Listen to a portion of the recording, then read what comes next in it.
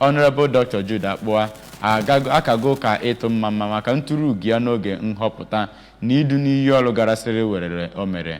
Joseph Ogbocha bụ onye nta aka wetara akụkọ na ya bụ nnukwu aja misa nke Bishọp ụka Katolik na Diocese Ọka Most Reverend Paulinus Ezeokafor nọ n'isi ya ka anọ wee ka Dr. nke akara na mgburube Dr. Akpụa na Aba dị na kansụl njikọ Ọka na ka anọ wee chee n'iru Chineke St. Jude Chapel of Adoration nke ya bụ onye omeiwu rụrụ.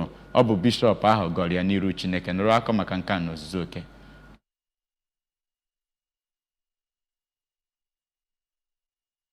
Na ya bụ mmemme aka na-achị steeti a Ọkammụta Chukwuma Soludo bụ onye anọchitere anya ya site n'aka onye Chief of Staff Maazị Ernest Ezeajụghị. Bishọp Ezeokafor gwara ndị omebe iwu nke steeti a ka ha hụ na ihe ndị ahụ ha na-eme n'ụlọ omeiwu bụ nke ga-abara ọhaneze uru ka ọ na-erunye ya bụ chapel nke ya bụ onye omeiwu rụrụ. Bishọp Ezeokafor kenere Chineke maka ngọzi ya n'ebe dọkịnta Akpụa nọ ma chetara mmadụ niile na ekpere bụ ihe kasị mkpa. Okwupụta okwu ụlọ omeiwu steeti a Right Honorable Somtochukwu Udeze nakwa onye na-anọchite njikọ Ọka 1 Constituency Honorable Chidi Ibemeka gwara ndị Anambra na ụlọ omeiwu agba nke asatọ a bụ nke agaghị adaghachi azụ n'ọrụ ha. Ndị nke na-anọchite anya njikọ Ọka nke abụọ ndị gụnyere Injinia Chris Obike, Ikechukwu Egbe nakwa Okechukwu Chukwuemeka Wisdom gosiri nkwenye ha na ha ga-eme nke ọma. Onye isi emume ahụ dọkịnta Akpụa kenere ndị ahụ bịara ka ha soro ya nwa aṅụrị ma kwuo na mmeri nke o nwetara na nhọpụta ahụ